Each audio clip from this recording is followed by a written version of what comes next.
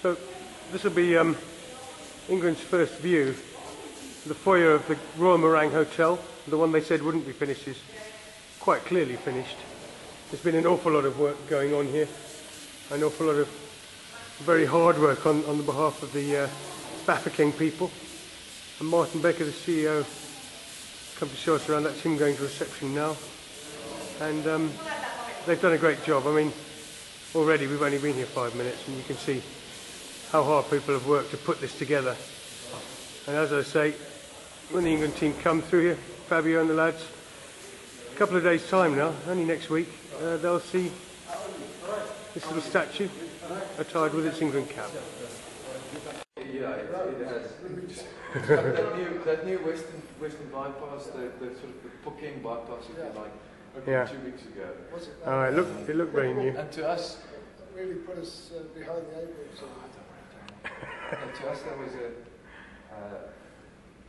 sensitive issue too, because it's not on the Bafokeng land, so it wasn't one of our projects. That's the municipality, so we couldn't do much about it. So Martin, you decided to kind of bring this back from absolute opulence and luxury to a place where the players can sit and relax. This will all change over the next 2 days or so. So there will be entertainment of various sorts. And this is because it's an all-in-one campus. We have to be aware that cabin fever set in, if you like. Players will need to be able to relax.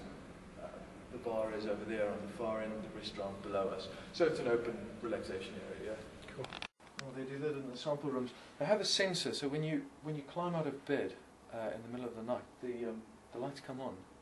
So you don't have to feel around for a light. So we'll find that the players don't bump their knees on the way to the loo or whatever it is. I've never been in a hotel room with a sensor that turns the lights on before.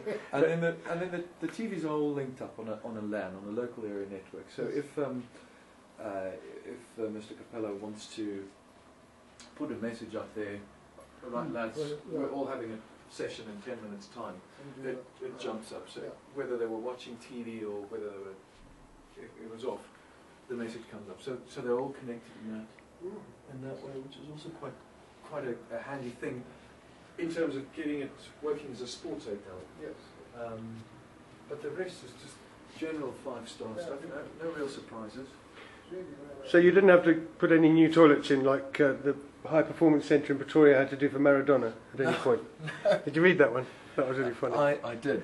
I did. I think it wasn't just toilets that he wanted, if I read that article correctly. Okay. Well, I think I've just become the first British journalist to enter the sauna that's going to be used by the England team. In fact, Mr. Becker tells me I might be the only person ever to have been in that sauna so far, and this is where Frank Lampard, John Terry, Wayne Rooney and whoever else will sit and get a sweat on after the England game. Fine. First, this is the pitch that they said wouldn't be ready. This is the pitch that they said had jungle grass on and England needed to find a better facility. Right, this is now the only pitch that anyone's training on in South Africa before the World Cup that has a FIFA Grade A rating. Even the Australians who've gone to St Stithians, the private school, only have a B rating from FIFA. It's exactly the same as the stadium that's 6 kilometres that way, the Royal Bafokeng Palace, and it will give England the perfect preparation for their opening game against the USA on the 12th of June. What they've done here is quite sensational. This will be where England train. This will be where David Beckham takes his first coaching sessions with adults, and we'll see Wayne Rooney, John Terry, Frank Lampard, Ashley Cole will all be on this sward of green grass, unbelievably green to be honest, and it's firm underfoot. It's not like Wembley. Even I've played on the new Wembley and it's a bit spongy. Here I am, barefoot, and we're talking about a nice hard surface, and compared to the Germans at Belmore yesterday, we're looking at a very, very different situation. We're looking at a situation that they've created out of nothing in a matter of months that will suit England down to the ground. And as I've said from the start, England have the best preparation camp for this World Cup. I've always said it, and when all the other papers didn't, we knew we were right, and we knew that eventually England would have the best preparation and the biggest head start of any side of the 32 nations at this World Cup. There it is, England's training pitch. Okay. Absolutely smooth. absolutely flat and floodlit. Quite unbelievable. Still a bit of work going on, but this will be done. You know, this is the state-of-the-art facility that everyone wants.